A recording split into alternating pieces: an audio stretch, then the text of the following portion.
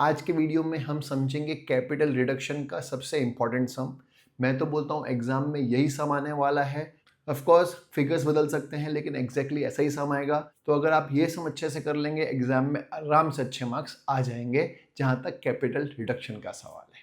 तो चलिए सम स्टार्ट करते हैं। सबसे पहले क्वेश्चन रीड कर लेंगे। क्वेश्चन में क्या दिया हुआ है पढ़िएगा। शेयर कैपिटल दिया है, इक्विटी शेयर दिए हैं 10,000 इक्विटी शेयर है लेकिन 50 रुपये का है। एक शेयर 50 रुपये का, ये जानना बहुत इंपॉर्टेंट है। प्रेफरेंस शेयर्स 10 रुपये वाले हैं। डिबेंचर्स दिए हैं, क्रेडिटर्स दिए हैं, आउटस्टैंडिंग इंटरेस्ट दिया है, डिबेंचर के ऊपर अनपेड डायरेक्टर फीस दी है। वैसे ही एसेट साइड पे भी बहुत सारी चीज़ें दी हुई है। अब क्वेश्चन पढ़ लेते हैं, एडजस्टमेंट क्या लिखा हुआ है। सबसे पहले debenture holder agreed to waive their outstanding interest. Debenture holders ने बोला कि हमको आउटस्टैंडिंग इंटरेस्ट मत देना। मतलब ऐसा लिखा हुआ है, आउटस्टैंडिंग डिबेंचर इंटरेस्ट जो लायबिलिटी है 30,000 रुपीज़ की, डिबेंचर होल्डर्स ने बोला हमको इंटरेस्ट मत चुकाना। ये कंपनी के लिए फ़ायदे वाली बात है या नुकसान वाली बात है, आप ही बताइए। ऑफ कोर्स आपने भी मन में बोला होगा फ़ायदे वाली बात है। क्यों? क्योंकि कंपनी को डिबेंचर इंटरेस्ट नहीं चुकाना है। डिबेंचर होल्डर ने बोला हमको इंटरेस्ट मत दीजिएगा, ये कंपनी के लिए फ़ायदा है। और हमको पता है कैपिटल रिडक्शन अकाउंट में सारे फ़ायदे जो होते हैं हम लोग इस तरफ लिखते हैं। मैं आपको ऑलरेडी बता चुका हूँ वीडियो नंबर 2 में, वीडियो नंबर 1 में मैं ऑलरेडी एक्सप्लेन कर चुका हूँ इसका लॉजिक भी, तो मैं वापस नहीं समझा रहा। आपको ये पता है कि फ़ायदा हम लोग कहाँ लिखेंगे, क्रेडिट साइड पे लिखेंगे। तो देखो अभी आपको दिख रहा होगा बाय आउटस्टैंडिंग डिबेंचर इंटरेस्ट कितना, 30,000। सिंपल है।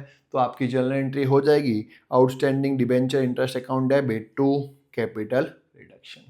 तो अभी आपको जर्नल एंट्री दिखेगी, आप भी मेरे साथ साथ करते जाइए। साथ साथ में करेंगे तो आपको क्लैरिटी आएगी। आपको भले ही आलस आएगा, सम लंबा है, लेकिन साथ साथ में करेंगे, आधा घंटा लगेगा लेकिन काम हो जाएगा और ये हमेशा आपको याद भी रह जाएगा। तो देखिए जर्नल एंट्रीज में लिखा हुआ है outstanding debenture interest account debit to capital reduction 30,000। Easy. जब नुकसान होगा तो हम लोग इस तरफ लिखेंगे, एंट्री होगी कैपिटल रिडक्शन टू नुकसान। इस बार फायदा हुआ है तो फायदा टू कैपिटल रिडक्शन। ईजी है। Second adjustment, received back 60% of director fees paid earlier and remaining was waived by director। So जो बची हुई है उसको वेव ऑफ कर दिया। मतलब जितनी भी डायरेक्टर फीस थी उसमें से 60% तो पे कर चुकी है कंपनी। मतलब कितनी परसेंट बाकी होगी, 40% बाकी होगी। और जो पे कर चुकी है वो भी वापस आ गई, और जो बाकी है दैट इज 40% रिमेनिंग है उसको भी वेव ऑफ कर दिया डायरेक्टर्स ने। तो इसका मतलब हमको बहुत फायदा हो गया, 100% का फायदा हो गया। देखते हैं कैसे। देखिए अनपेड डायरेक्टर फीस अगर आप देखेंगे तो आपको दिख रहा है 20,000। कितना दिख रहा है? 20,000 अनपेड डायरेक्टर फीस है।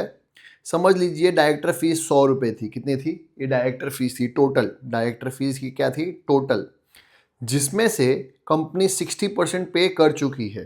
अब अगर 100 का 60% निकालते हो तो 60 आता है। 60% पे कर चुकी है, पेड है। तो कितनी अनपेड है? अगर आप देखेंगे तो 40%, दैट इज 40 अनपेड है। ये अनपेड है और ये पेड अर्लियर मतलब पहले पे कर चुकी थी वो है। अब हमको लायबिलिटी साइड पर अनपेड का अमाउंट तो दिया हुआ है। अगर आप लायबिलिटी भी देखते हो तो अनपेड डायरेक्टर फीस आपको दिख रहा है कितना, 20,000। तो इसका मतलब ये जो 40 है वो 20,000 है। तो 60 कितना और 100 कितना हम लोग निकाल सकते हैं। कैसे? 20,000 इंटू 60 डिवाइड बाई 40, तो ये आ जाएगा 30,000 रुपीज़। सिंपल है। तो ये आ गया 30,000 और टोटल आ गया 50,000।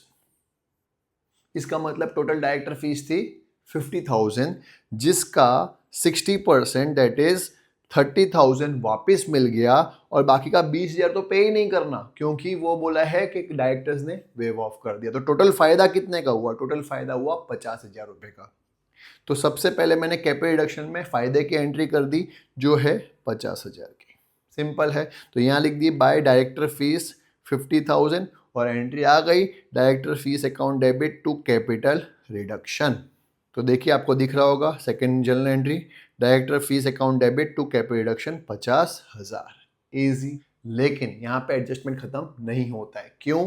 क्योंकि एक चीज और है जो है कैश पे इम्पैक्ट आई है। कैसे? वापस एडजस्टमेंट पढ़ाता हूँ। ऐसा बोला हुआ है received back 60% of director fees paid earlier. मतलब जो 60% पे कर दी थी, 60% जो आया था वो था 30,000 रुपीज़। तो ये जो 30,000 रुपीज़ है वो वापस आया है, रिसीव्ड बैक हुआ है। रिसीव्ड बैक हुआ है मतलब कंपनी के पास वापस आया है।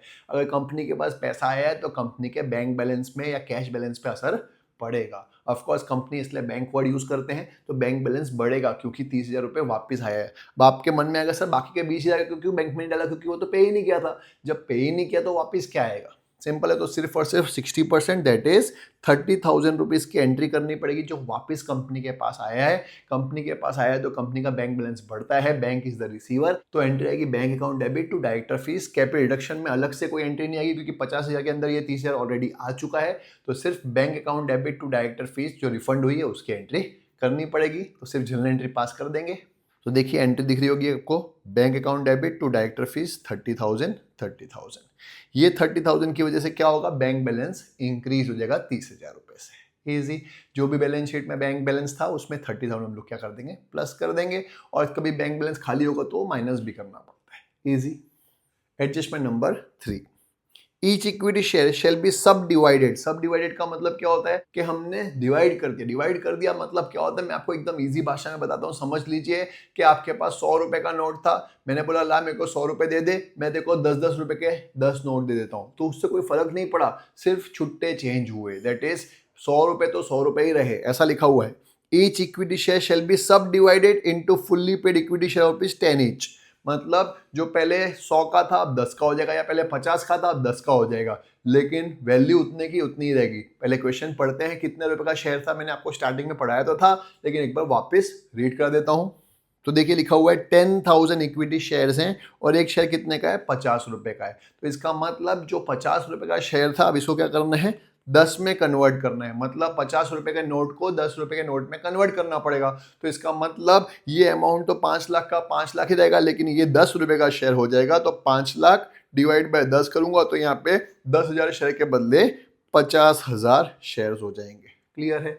इजी भाषा में मैंने दुकानदार के पास गया, मैंने बोला लाओ 50 के छुट्टे दे दो, तो मैंने उसको 50 रुपए का नोट दिया, उसने मेरे को 10-10 रुपए के 5 नोट दिए, तो 5 लाख तो 5 लाख ही रहेगा। लेकिन अब जो नोट है वो 50 रुपए का नहीं है, वो कितने रुपए का है? 10 रुपए का है, तो 5 लाख डिवाइड बाय 10 करूंगा मैं तो यहाँ पे चेंज हो जाएगा 50,000। सिंपल है। तो इसकी जर्नल एंट्री होती है, इसमें कोई फायदा नुकसान तो है नहीं, तो कैपिटल रिडक्शन में तो नहीं जाएगा, लेकिन इसकी जर्नल एंट्री होती है equity share capital to equity share capital. तो देखो जनरल एंट्री दिख रही होगी, adjustment number 4, equity share capital account debit to equity share capital 5 lakh, बस पहले शेयर 50 का था, अब कितने का हो गया? 10 का हो गया। सिंपल है, अमाउंट 5 लाख ही रहने वाला है, एकदम इजी। अब आपको ये याद रखना है कि ये 10,000 नहीं लिखा हुआ, ये लिखा हुआ है, मैं लिख ही देता हूँ ताकि आपको याद रहे, 50,000 इक्विटी शेयर्स ऑफ ₹10 ईच। अब आपको यही दिखना चाहिए कि अब 50,000 शेयर है, 10 रुपए का एक शेयर है। सिंपल है। आगे बढ़ते हैं। Adjustment number 4, after sub division equity shares are to be reduced by ₹5 each. अब आया कैपिटल रिडक्शन का काम कि पहले 10 रुपए का शेयर था, अब उसको कितने का करना है? 5 का करना है। 5 रुपए से इक्विटी की वैल्यू को क्या करना पड़ेगा? कम करना पड़ेगा। ये है कैपिटल रिडक्शन जो हर सम में आता है, प्रेफरेंस पे भी आता है, इक्विटी पे भी आता है। 5 रुपए से इस बार क्या करना है? इक्विटी को कम करना है, तो आ जाएगा 50,000 इंटू 5, दैट इज 2,50,000 से कैपिटल रिडक्शन में डाल देंगे। तो देखिए आपको दिख रहा होगा बाय इक्विटी शेयर कैपिटल 2,50,000 और इसकी एंट्री आएगी equity share capital account debit to capital reduction. Preference के साथ भी कर सकते हो, इक्विटी अलग से और प्रेफरेंस अलग से भी कर सकते हैं। अभी हमने सिर्फ इक्विटी सॉल्व किया है, तो एंट्री अभी खाली इक्विटी डाल देता हूँ, equity share capital account debit to capital reduction. तो देखिए एंट्री आ गई होगी, equity share capital account debit to capital reduction, amount 2,50,000 डालेंगे। अभी प्रेफरेंस की और इक्विटी के साथ में एंट्री डाली है मैंने यहाँ पे, लेकिन अभी मैंने आपको सिखाया सिर्फ इक्विटी है, इसलिए एंट्री आएगी equity share capital account debit to capital reduction, amount आएगा 2,50,000। अब बात करते हैं प्रेफरेंस की। Preference shares are to be reduced up to ₹5। Preference को भी अप टू ₹5 करना है, जो 10 का है 5 पे लेके आना है, तो वापिस से 5 से ही कम करना है, तो 5 की एंट्री डाल देंगे। टू और बाय में अगर आपको कंफ्यूजन हो तो इससे पहले वाला सम करिएगा, मैंने आपको उस पर बहुत डिटेल में समझाया टू और बाय में कैसे करते हैं। इस सम में तो 5 रुपये हो रहे हैं, टू समझो बाय समझो कोई फर्क नहीं पड़ता, शेयर आधा हो रहा है तो 5 रुपये से ही कम हो रहे हैं। ग्लास आधा भरा हो या ग्लास आधा खाली हो, आधा ही है, इसलिए कोई फर्क पड़ने वाला नहीं है। प्रेफरेंस भी क्या करना है, इस बार 5 का करना है, तो अभी फिलहाल 30,000 शेयर्स हैं 10 रुपये वाले, अब 30,000 इंटू 5 हो जाएगा, 30,000 इंटू 5, क्योंकि 5 से कम करना है या 5 पे लेके आना है, तो 1,50,000 की एंट्री आ जाएगी। तो देखिए आपको दिख रहा होगा बाय प्रेफरेंस शेयर कैपिटल 1,50,000 और इसकी एंट्री होगी preference share capital account debit to capital reduction. Entry दिख रही होगी preference share capital to capital reduction 1,50,000। इस सब में मैंने कंबाइन एंट्री डाली है, आप अलग अलग भी डाल सकते हो। पहले equity share capital to capital reduction, अब preference share capital to capital reduction. Easy. Next adjustment number 6। Creditors were valued at ₹1 lakh. Creditors अब कितने के हो गए? 1 लाख रुपए के हो गए। अब देखते हैं एडजस्टमेंट, अब देखते हैं बैलेंस शीट में क्रेडिटर्स थे कितने के, अभी कितने के हो गए? 1 लाख के। क्रेडिटर्स आपको दिख रहा है बैलेंस शीट में लायबिलिटी साइड पे 1,50,000। पहले क्रेडिटर्स थे 1,50,000 के, अब ये कितने हो गए? 1 लाख के। अब मुझे बताइए क्रेडिटर्स मतलब लायबिलिटी अगर कम हो जाए तो फायदा या नुकसान है? ऑफ कोर्स फायदा है, और फायदा हम लोग कहाँ लिखते हैं? क्रेडिट साइड पे कैपिटल रिडक्शन में। तो देखिए कैपिटल रिडक्शन में बाय क्रेडिटर्स लिख दिया 50,000। क्यों? पहले क्रेडिटर्स थे 1.5 लाख के, अब 1 लाख के हो गए, मतलब 50,000 का फायदा हो गया। और जनरल एंट्री आपको समझ में आएगी, creditors account debit to capital reduction को दिख रही होगी, creditors account debit to capital reduction 50,000। अब आपके मन में आ सकता है सर बैलेंस शीट में क्रेडिटर्स कितने के आएंगे? पहले 1.5 लाख के थे, 50,000 से कम कर दिया तो अपने बैलेंस शीट में आ जाएगा 1 लाख। इजी। इसी एडजस्टमेंट के अंदर आगे दिया हुआ है क्रेडिटर्स वर वैल्यूड 1 लाख, उसके बाद पेटेंट्स वर वैल्यूड एट 50,000। पेटेंट्स की वैल्यू कितनी हो गई? 50,000। देखते हैं पेटेंट्स मतलब एसेट कितने के थे? पेटेंट्स पहले कितने के थे, अब कितने के हो गए? 50,000। तो ये रहा एसेट साइड पे अगर आप पेटेंट देखेंगे तो कितना था? 1,50,000। 1,50,000 की चीज़ थी, अब सिर्फ 50,000 की कीमत रह गई है। तो मेरे को बताइए फायदा या नुकसान है? ऑफ कोर्स नुकसान है, क्योंकि ये एसेट है। एसेट की वैल्यू कम होती है तो नुकसान होता है। नुकसान हम लोग कहाँ लिखते हैं? कैपिटल रिडक्शन में। डेबिट साइड पे कितने का नुकसान हुआ? 1.5 लाख की चीज अब 50,000 की हो गई, मतलब 1 लाख का नुकसान। तो देखिए कैपिटल रिडक्शन में लिख दिया to patents 1 lakh, entry capital reduction to patents. अभी लिख सकता हूँ, सारी एंट्री एक साथ भी लिख सकता हूँ क्योंकि बहुत सारी चीज़ें कम होने वाली है, मुझे पता ही है। आगे एडजस्टमेंट पढ़ेंगे तब। अगर अभी लिखनी हो तो आप लिख सकते हैं कैपिटल रिडक्शन टू पेटेंट्स। कितना? 1 लाख। और बैलेंस शीट में पेटेंट्स आ जाएंगे 50,000। 1.5 लाख में से 1 लाख आपने कैपिटल रिडक्शन कर दिया, बचा कितना? 50,000। इसके बाद गुडविल को भी खत्म करना है, फिक्टिशियस एसेट्स को भी खत्म करना है। गुडविल और फिक्टिशियस एसेट्स को खत्म करना है तो गुडविल पहले कितना था? 1 लाख। इसको खत्म करना है, ऑफकोर्स नुकसान है, एक ये चीज नुकसान हो जाएगी। फिक्टिशियस एसेट्स में 3 चीजें दी है, प्रिलिमिनरी एक्सपेंस है, डिबेंचर डिस्काउंट है और प्रॉफिट लॉस है। इन तीनों को भी खत्म करना है। मतलब ये भी खत्म हो गया, ये भी खत्म हो गया, ये भी खत्म हो गया, तीनों एसेट्स जो है वो गायब करने हैं, तो ये भी नुकसान है। तो एक 3 ये और एक गुडविल, 4 चीज को खत्म करना है। चारों चीज डेबिट पे लिख दूंगा कैपिटल रिडक्शन में, क्योंकि चारों चीज एसेट हैं जो खत्म हो रहे हैं। तो देखिए लिख दिया to goodwill, to preliminary expense, debenture interest और टू P&L, और सारे अमाउंट लिख दिए सेम टू सेम। तो एंट्री होगी capital reduction account debit to goodwill, to preliminary expense, to debenture discount और टू P&L। तो देखिए मैंने साथ में एंट्री कर दी, पेटेंट्स की भी साथ में डाल दिए। Capital reduction account debit to patent, to goodwill, to preliminary expense, to debenture discount और टू P&L। इन सब के अमाउंट लिखे, टोटल करके यहाँ लिख दिया। Easy. Next adjustment number 8। Machinery and building are to be reduce by 20%। By 20%। Machinery को कम करना है 20% से, बिल्डिंग को भी कम करना है 20% से। मतलब मशीनरी की वैल्यू 20% से कम हो गई तो 20% का नुकसान, बिल्डिंग की वैल्यू भी 20% से कम हो गई तो 20% का नुकसान। तो देखिए मशीनरी आपको दिख रही है 2,50,000। 2,50,000 का अगर मैं 20% निकालता हूं तो आ जाएगा 50,000, तो 50,000 का वो नुकसान हो गया। और वैसे ही बिल्डिंग 3,50,000 दिख रही है, तो 3,50,000 का 20% निकालता हूं तो ये आ जाएगा 70,000, तो 70,000 का भी नुकसान हो गया। तो 50,000 और 70,000 का नुकसान हुआ है। तो देखिए कैपिटल रिडक्शन में लिख दिया टू बिल्डिंग टू मशीनरी 50,000 और 70,000, और एंट्री आपको पता ही है capital reduction to building to machinery. Easy. तो देखो आपको दिख रहा होगा capital reduction account debit to building to machinery 50,000 और 70,000। इजी। और last adjustment, market price of 50,000 stock is to be reduce by 50%।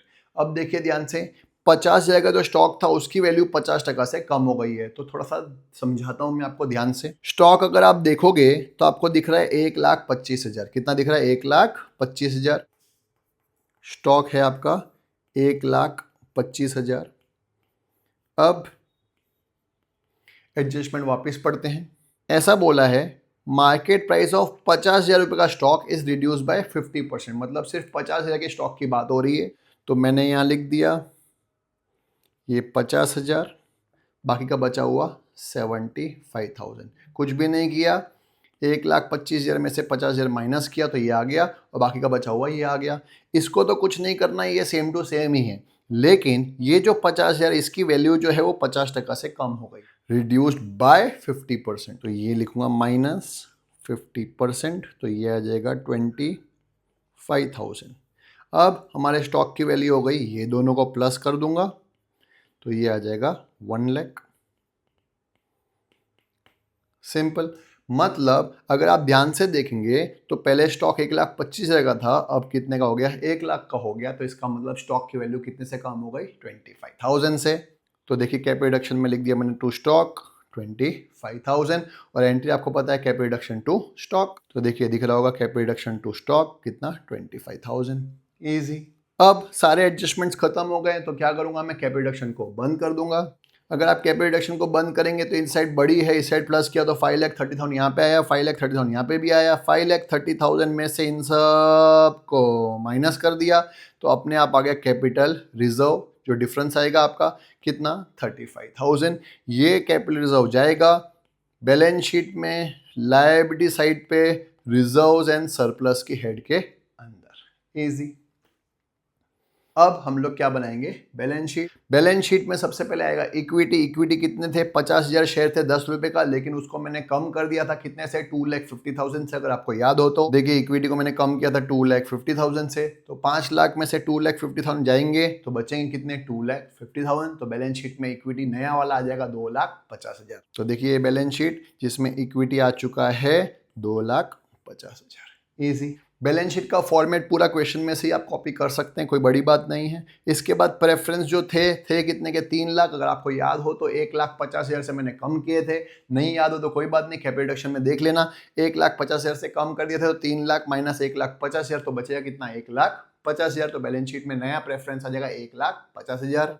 देखिए प्रेफरेंस को मैंने कम किया था 1,50,000 से, तो 3 लाख में से 1,50,000 गया तो देखिए प्रेफरेंस आ गया 1,50,000। ईजी। इसके बाद कैपिटल रिडक्शन में आपका एक कैपिटल रिजर्व आया था, वो रिजर्व्स एंड सरप्लस के अंदर लिखना है, वो कंपलसरी लिखना जरूरी है। तो देखिए रिजर्व्स एंड सरप्लस की हेडिंग के अंदर कैपिटल रिजर्व लिख दिया मैंने 35,000। इजी।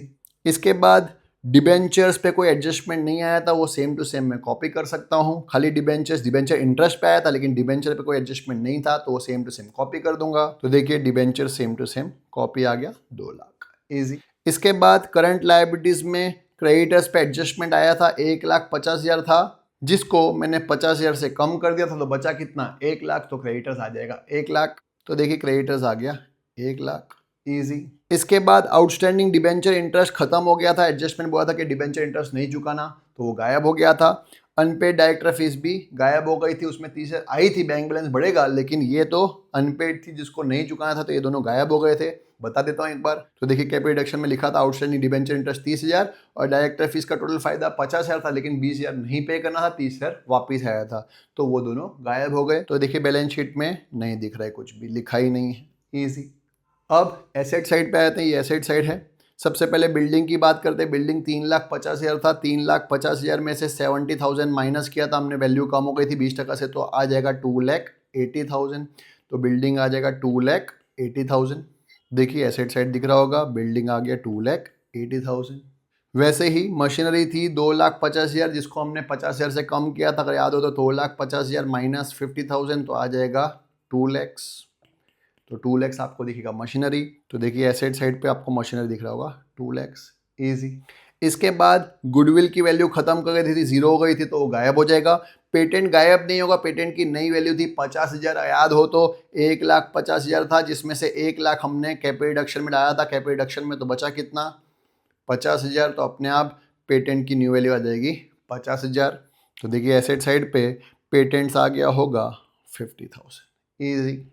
इसके बाद ये तीनों फिक्टिशियस एसेट थे, वो गायब कर दिए थे, इसलिए गायब हो जाएंगे, उसको लिखेंगे नहीं। स्टॉक के ऊपर एडजस्टमेंट आया था, स्टॉक की ओल्ड वैल्यू थी 1,25,000, लेकिन न्यू वैल्यू थी 1 लाख। मैंने आपको बताया भी था टेबल बना के, ये रहा स्टॉक जिसकी न्यू वैल्यू कितनी थी 1 लाख, तो मैं लिख दूंगा 1 लाख। देखिए एसेट साइड पे स्टॉक आ गया होगा 1 लाख। ईजी। इसके बाद बिल्स रिसीवेबल पे कोई एडजस्टमेंट नहीं था, वो सेम टू सेम कॉपी कर देंगे।